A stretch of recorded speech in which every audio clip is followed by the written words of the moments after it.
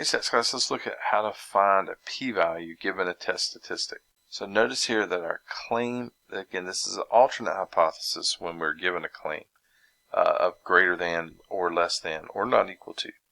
So if we're given a direction, not just equality, then that is the alternate hypothesis. So this is what we refer to as a right tail test, because the idea is when we have a bell curve and our 0.9 is the value that we're testing things based on.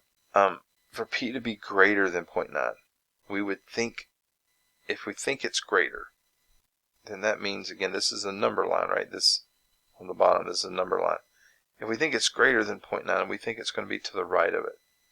So we call that a right tail test. We think we're going to land over here, a number that would be in the right tail of this bell curve. So that's why we refer to it as a right tail test when we have a greater than sign in the alternate hypothesis.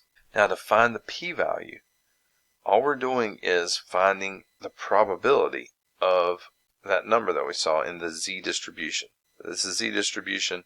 The number we saw is 0.58, so that's like right here, and we're right there, and then it says right tail, so we're going to the right of this number.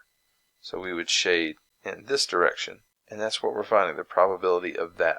So I'm going to use the equals norm dist on the Google sheet. My number is the 0.58, but because this is the right tail test, we're moving into the right tail, we would want to do 1 minus the norm dist. Remember, norm dist is below the number, and we're going to the right of that number. We're going above that number.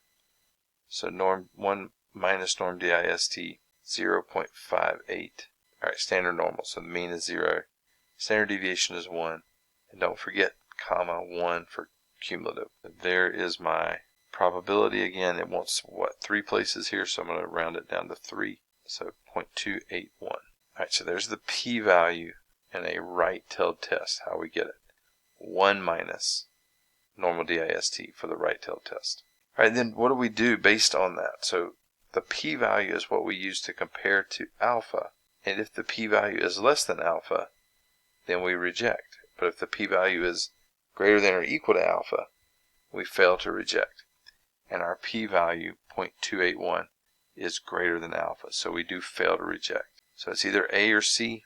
There is a D option down here, but A and C are the only ones that say fail to reject. And when we fail to reject, it's because there is not sufficient evidence to support the alternate hypothesis. So that's why we're going to pick C there. All right, let's do one more, just make sure we have it. The test statistic is given. The claim is P is not equal to.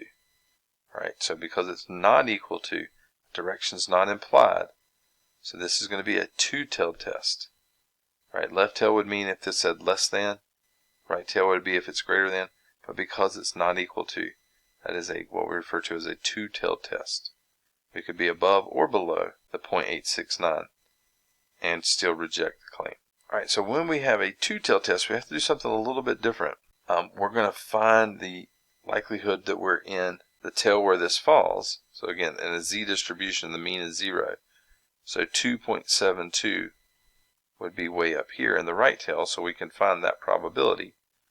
But because it's a two-tailed test, we have to consider that we could have been below by negative 2.72, that same distance away, but on the negative end, and be in that region. So the overall p-value is going to be both of these areas together, but all we need to do is find one of them. I could find that one, and then double it, because the symmetry, the area in the right tail is going to be the same as this area in the left tail.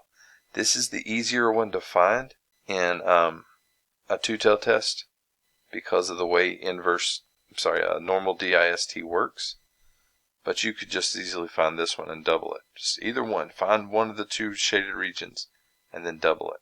So again, for me, I would say equals norm dist, the negative number, negative 2.72, with a mean of 0 and standard deviation 1, is the easier one to find. I got to do cumulative, comma 1 for cumulative, and then to double that number, so equals 2 times this number. Enter. Right, I'm going to round this to 3 places, so I'm going to bring that back down to 3 places. It's 007. And then do I reject or do I fail to reject? My alpha is 0.1. This is 0.007. So this is lower than this. So that means I am going to reject. Right? When the p-value is less than alpha, we reject. Why do we reject? We reject because there is sufficient evidence to support the alternate. So we're rejecting the null in support of the alternate. And we do that if the p-value is less than alpha.